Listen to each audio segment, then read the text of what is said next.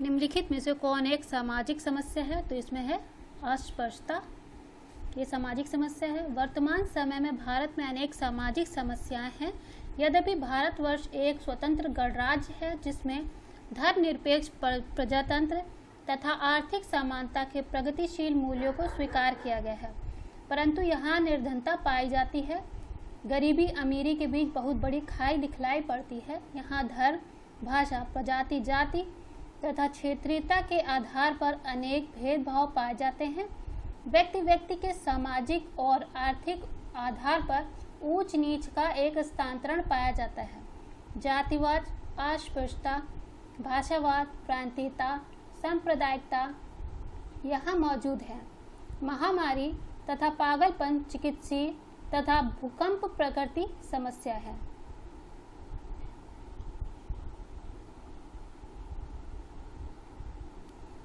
बेकारी, बेरोजगारी श्रम बाजार की वह दशा है जिसमें श्रम शक्ति की पूर्ति कार्य करने के स्थान की संख्या से अधिक है। किसने परिभाषित किया है? तो ये उत्तर है कार्ल प्रीब्राम ने। बेरोजगारी श्रम बाजार की वह दशा है जिसमें श्रम शक्ति की पूर्ति कार्य करने के स्थानों की संख्या में अधिक है। कौन सा कथन सत्य है? सी कथन सत्य है। गरीबी और बेकारी दोनों एक दूसरे के कारण और परिणाम हैं। गरीबी और बेकारी दोनों एक दूसरे के कारण और परिणाम हैं। बेकारी के कारण आमदनी नहीं होगी, जिससे जमा धन धीरे धीरे खत्म हो जाने के बाद व्यक्ति गरीब हो जाएगा। गरीबी स्वरोजगार एवं निवेश के रास्ते का अवरोधक है। व्यापार में गिरावट अथवा आर्थिक तंगी एवं मुद्रास्फीति की वजह से पनपने वाली बेरोजगारी को क्या कहते हैं? चक्रीय बेरोजगारी कहते हैं। चक्रीय बेरोजगारी वह बेरोजगारी है जो अर्थव्यवस्था में चक्रीय उतार चढ़ाव के कारण होती है। यह व्यापार चक्र के मंदी या अधोमुखी चरण के दौरान उस समय होती है जब अन्य आय तथा उत्पादन में काफी अधिक गिरावट व्यापक बेरोजगारी का कारण बनती है। भारत में प्रच्छन्न बेरोजगारी पाई जाती है कृषि क्षेत्र में। भारत में प्रच्छन्न बेरोजगारी कृषि क्षेत्र में पाई जाती है। प्रच्छन्न बेरोजगारी के अंतर्गत लोग नियोजित प्रतीत होते हैं। उसके पास भूखंड होता है जहां उन्हें काम मिलता है। ऐसा प्रायः कृषिगत काम में लगे परिजनों में होता है। किसी काम में 5 लोगों की आवश्यकता है, लेकिन उनमें 8 लोग लगे होते हैं। इन 3 अतिरिक्त लोगों द्वारा किया गया अंशदान 5 लोगों द्वारा किए गए योगदान में कोई बढ़ोतरी नहीं करता। यदि 3 लोगों को हटा दिया जाए तो खेत की उत्पादकता में कोई कमी नहीं आएगी। ये 3 अतिरिक्त लोग प्रच्छन्न रूप से बेरोजगार होते हैं। निम्नलिखित वक्तव्यों पर विचार करना है। भारत में आधुनिक कृषि प्रौद्योगिकी का प्रयोग भूमिहीनों के लिए गांव से पलायन करने का एक प्रबल प्रेरक है। भारत में ग्रामीण बेरोजगारी नगरीय बेरोजगारी का प्रमुख कारण है।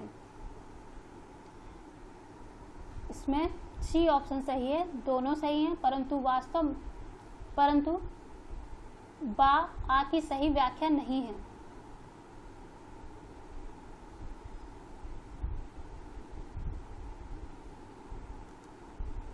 जब भी पता करना हो कि सही व्याख्या है या नहीं, इसीलिए जो बा का कथन है उसे पहले पढ़ना चाहिए और आ का कथन बाद में पढ़ना चाहिए। गांव में रोजगार के अच्छे अवसर उपलब्ध न होने के कारण रोजगार की तलाश में लोग ग्रामीण क्षेत्र से नगरीय क्षेत्र में आते हैं, जिसकी वजह से नगरों की बेरोजगारी बढ़ जाती है। वर्तमान में ग्रामीण स्तर पर आधुनिक कृषि प्रौद्योगिकी को बढ़ावा मिला है, फिर भी इतनी उन्नत प्रौद्योगिकी नहीं हो पाई कि लोग उसकी वजह से बेरोजगार हो रहे हैं, बल्कि ग्रामीण क्षेत्र में बेरोजगारी के अन्य कारण भी हैं, केवल कृषि प्रौद्योगिकी का प्रयोग ही नहीं।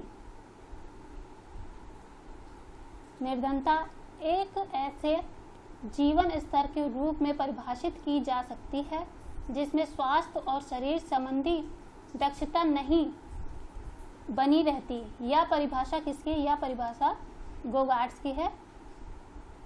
गोगार्ड के अनुसार निर्धनता उन वस्तुओं की अपर्याप्त आपूर्ति है जो एक व्यक्ति और उसके आश्रितों के स्वास्थ्य और शक्ति के अनुरक्षण के लिए अपेक्षित है।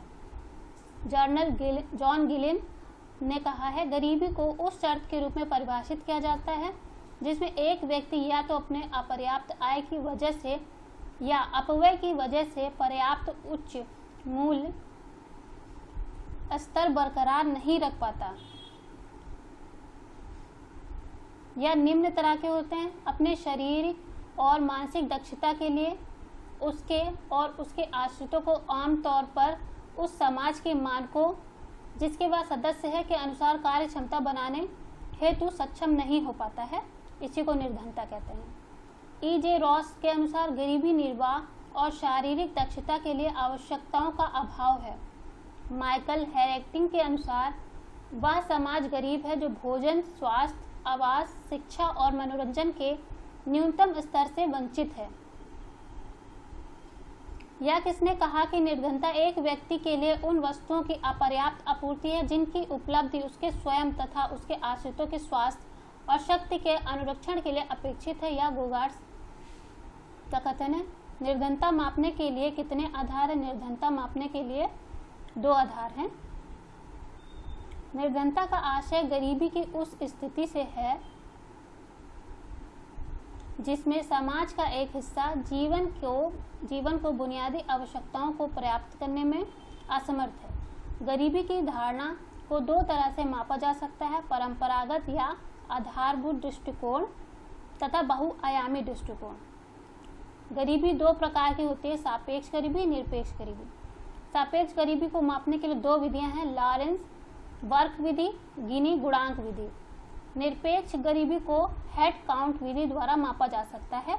इसके अलावा प्रोफेसर A.K. सेन द्वारा प्रतिपादित सेन निर्देशांक या सेन का गरीबी गुणांक द्वारा भी निरपेक्ष गरीबी का माप किया जा सकता है। निम्न में से किसने निर्धनता के 3 कारण बताए हैं? व्यक्ति, संस्कृति और उप संस्कृति, या डेविस इलेश ने बताया है। व्यक्ति, संस्कृति, उप संस्कृति तथा सामाजिक संरचना को बताया है। भारतवर्ष में निर्धनता का कौन सा कारण अधिक उपयुक्त नहीं दिखाई देता? यह है काम मिलने पर भी काम करने की इच्छा न होना, माकपन एवं मादक द्रव्य व्यसन। नशा मुक्ति केंद्र निम्नलिखित में से कौन सी सुविधाएं प्रदान करता है? तो इसमें से सही है उपयुक्त में से सभी, यानी कि उनको परामर्श भी देता है, मेडिकल सहायता भी देता है, यौगिक आसन भी कराता है। भारत में मद्यपान की समस्या में निम्नलिखित में से समाज के किस वर्ग को सबसे अधिक प्रतिकूल रूप से प्रभावित किया है? तो यह है मेहनतकश वर्ग। भारत में मद्यपान करने वालों की संख्या बढ़ती जा रही है, किंतु गंभीर रूप से मद्यपान के आदी व्यक्ति प्रायः उच्च वर्ग, निम्न वर्ग के साथ साथ विद्यार्थी वर्ग भी पाए जाते हैं। भारत में श्रमिक वर्ग में मद्यपान में सर्वाधिक प्रतिकूल रूप से प्रभावित किया है, या उद्योगों में श्रमिकों की निम्न स्तरीय कार्य क्षमता तथा अनुपस्थिति के लिए उत्तरदायी पाया जाता है। किसने कहा कि मद्यपान अनियंत्रित पीना है? W.C. रैकलेस, या क्वेश्चन 2016 में आया था। W.C. रैकलेस का कहना है कि मद्यपान अनियंत्रित पीना है। रैकलेस का मानना है कि व्यवहार विचलन की उन समस्याओं का अध्ययन तथा उनके नियंत्रण की विधियों की खोज जो असामाजिक कृत्यों जैसे वेश्यावृत्ति, आत्महत्या, मादक द्रव्य व्यसनों का सेवन आदि, मद्यपान, जुआ, भिक्षावृत्ति तथा आवारापन के आपराधिक व्यवहार को जन्म देने में प्रमुख योगदान प्रदान करती है। अपराध की प्रमुख केंद्रीय अध्ययन रुचियां हैं।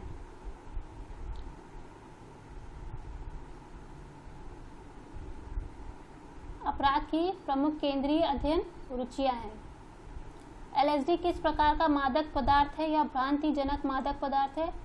भ्रमोत्पाद या भ्रांतिजनक मादक पदार्थ अनुभूतियों में विकृति, यानी व्यक्ति चीजों को उसके वास्तविक रूप में ना देख सुनकर उन्हें नए तरीके से देखना और सुनते हैं। वह स्वप्न आकृतियां पैदा करते हैं। डॉक्टर इनके सेवन की कभी सलाह नहीं देता। इस श्रेणी में मुख्य द्रव्य LSD है, जो व्यक्ति द्वारा निर्मित रासायनिक पदार्थ है।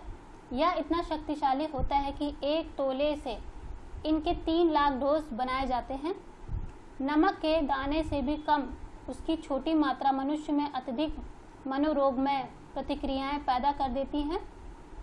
LSD को छोटे सफ़ेद गोली के रूप में, क्रिस्टलीय पाउडर के कैप्सूल में अथवा तरल पदार्थों में छोटी शीशी में उपलब्ध किया जा सकता है। LSD में औसत डोज का प्रभाव 8 से 10 घंटे तक रहता है।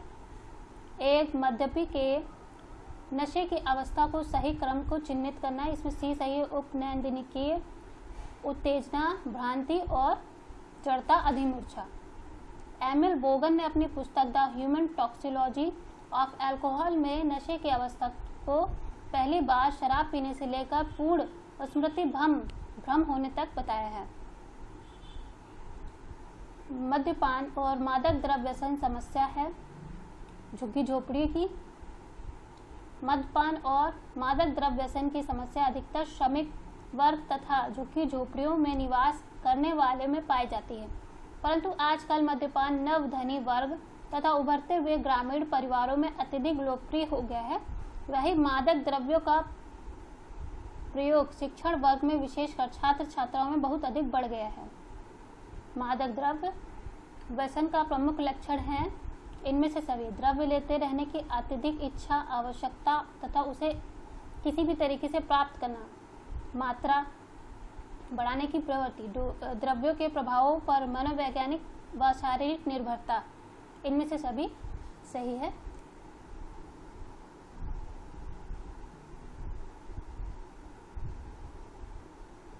बहुत लंबे समय तक अधिक मात्रा में मद्यपान करने से लीवर की बीमारी, पेट का अल्सर, हृदय की गति रुकना, अत्यधिक तनाव तथा आंतरिक रक्तस्राव आदि शारीरिक हानि होती है। इसके अतिरिक्त शराब के निरंतर अत्यधिक मात्रा से सेवन करने से मस्तिष्क की कोशिकाओं को भी क्षति पहुंचती है। वैश्यावृत्ति, धार्मिक विश्वासों के आधार पर जिस प्रथा के रूप में वैश्यावृत्ति को प्रोत्साहित किया गया उसे कहते हैं देवदासी प्रथा। देवदासी का अर्थ देवों की दासी है। भारत में सबसे पहले देवदासी परंपरा के अंतर्गत धर्म के नाम पर स्त्रियों के यौन शोषण को संस्थागत रूप से दिया गया था।